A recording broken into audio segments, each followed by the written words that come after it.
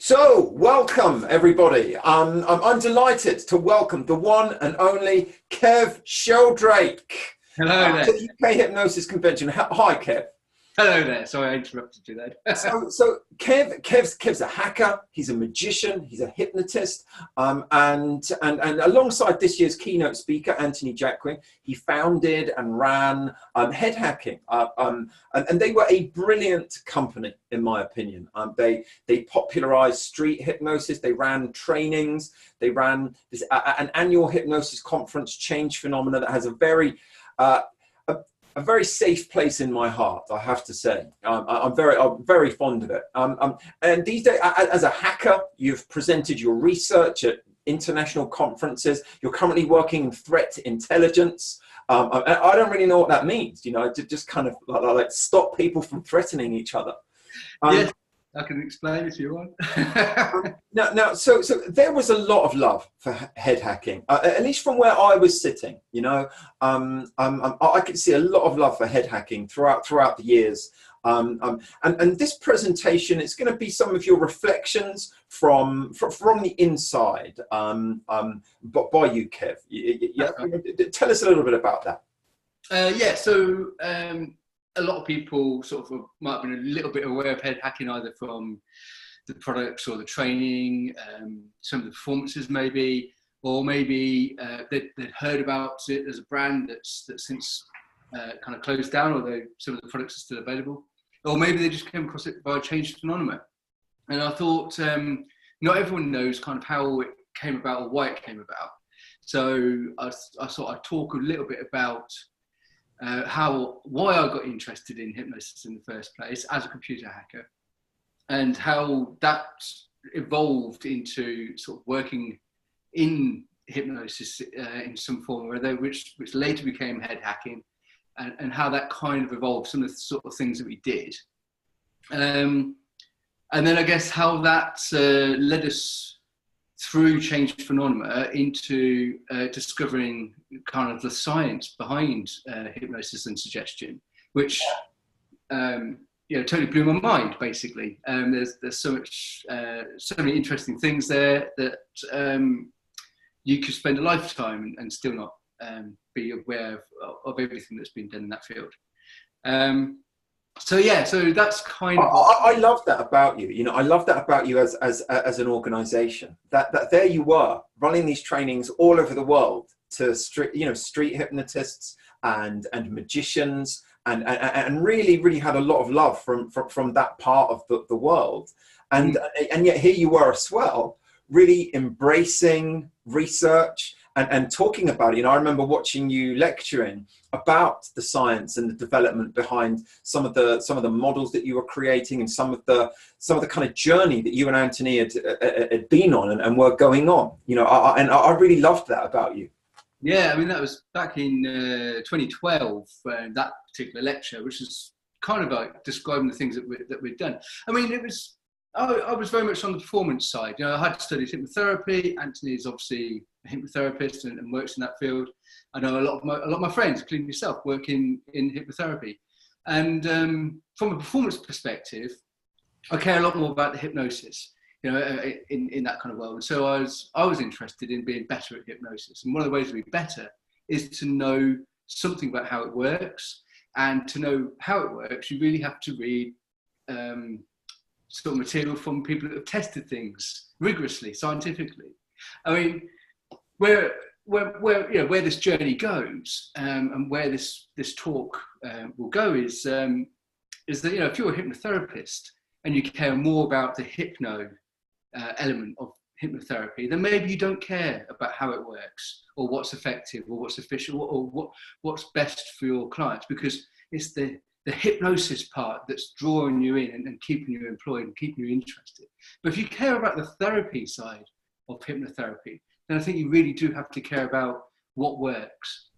And you can only really find out what works by looking at the science, no matter what anybody else seems to tell you. Certainly, that's That's my opinion, and the opinion of professors and doctors and other academics. So, obviously, we probably share that opinion. Yeah. Yeah, exactly. I mean, I'm clearly an amateur when it comes to the science, but I look to the experts to lead me in that kind of field, in that kind of direction.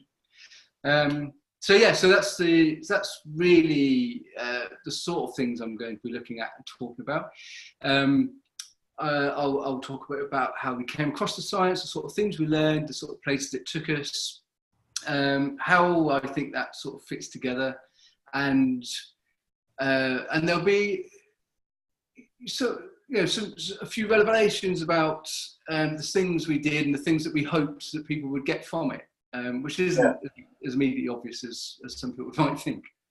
Well, I find that really exciting, because I thought you were a really groundbreaking company and organisation, and I met some really cool people as a result of the change phenomena, and as a result of you as an organisation, and I know that you refer your subtitle to this presentation is Reflections on a Career Inside an Exciting and Experimental Hypnosis Collective, and because you really did form a collective. It had a lot of characters and a lot of people really contributing to it, as well as you and Anne, as far as I could see. And it was lovely to see so many people kind of contributing to the development of that.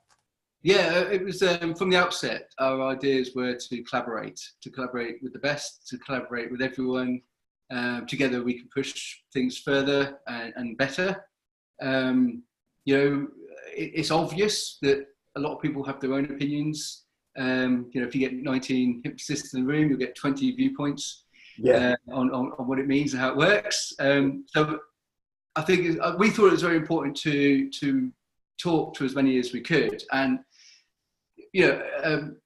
sort of mental or cognitive divisions aside, be friends with everyone, because at the end of the day, we all care about the same central thing, which is this kind of industry, or the things that we can do with it. But I come from, I evolved my views over all of that time to a particular place. It doesn't mean that I'm not friends with people who have magical thinking or believing in mysticism in order to get out of bed in the morning and go in and put on their invisible cape in order to have the power to command people to change. I can still be friends with all those people. I find it fascinating. I find one of the things that I might talk about is this idea of hypnotists being hypnotized, and not in the traditional sense of sat down opposite another hypnotist and being zapped in that sense, but being so wrapped up in ideas that are inside their head that they feel that those ideas are reality. And I think if we've got enough hypnotists in the room, we could identify that there are several versions of reality going on, and that means that most of those must be wrong. And I'd suggest they're all wrong. So maybe I'll be able to de-hypnotize some hypnotists from their wrapped up thinking. Cool. I love that idea. I love the idea of seeking to challenge some of the cognitive bias that we all have. That I myself have also, and I do my best to yield with regards to that wherever it possibly can. And I think also, so some of those notions really do encapsulate the kind of direction that I want the convention to go in. And I think that's why I'm so really excited about wanting people to be challenged, to be healthily challenged, and still be able to warmly embrace one another, metaphorically. Exactly. And I will say to anyone who's watching this, who's thinking of coming along or is coming along, and is wondering about the Saturday in the Q York Theatre.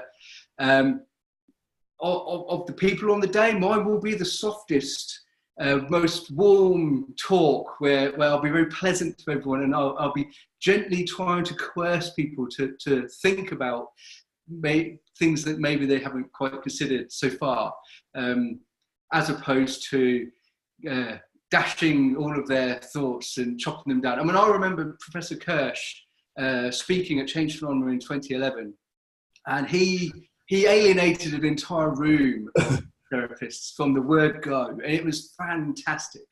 And as one of the few people that has a copy of that video, Anthony being the other one, I have rewatched it, and the things he says are very, very powerful, but he says some very blunt things. I'm not going to be anywhere near that blunt. I'm going to be much more persuasive and hopefully pleasant. Well, I think anybody that's ever met you in real life, Kev, knows that actually you're a fluffy, marshmallowy kind of a character, really. At heart. Yeah, and that you know that also you're kind of seeking understanding and development and things like that. And you know, I think there's a really good motive behind behind a lot of the tough questions sometimes. Absolutely, and I think everyone will get something from it. I mean, someone could come along and they could have a viewpoint and they could leave with the same viewpoint, and I don't think they'll feel threatened or attacked in any way, shape, or form. But no, people might come along and think, wow, maybe some of those references, some of those books I'll go and read, or maybe I'll stay and listen to the academics and prepare myself for the over the years, you and Anthony, or rather Amazon, have a lot to thank you and Anthony for, because you know, I remember every time I had a conversation or would watch you or Ant speak, I'd end up ordering new books, more books, and research papers, and going and looking at authors as a result, and it was very, you know, very, very eye-opening for me. And, absolutely. I mean, if only in the last month I must have spent £300 on Abe books, acquiring more texts that I didn't even know existed. Yeah. And another copy of Esther Brooks, which is up there on the back there. I'm still wondering whether it's real or not. I know. We need to have that conversation on Saturday night at the gala dinner. I think you know. Did George Estabrook actually exist? Is he a real life human? And where's the evidence for him being real? Everybody just got in on our private conversation there.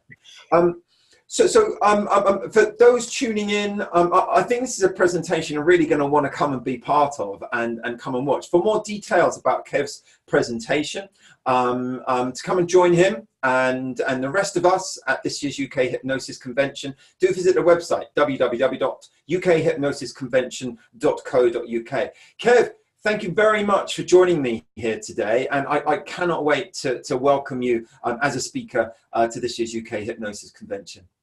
Yeah, really looking forward to it.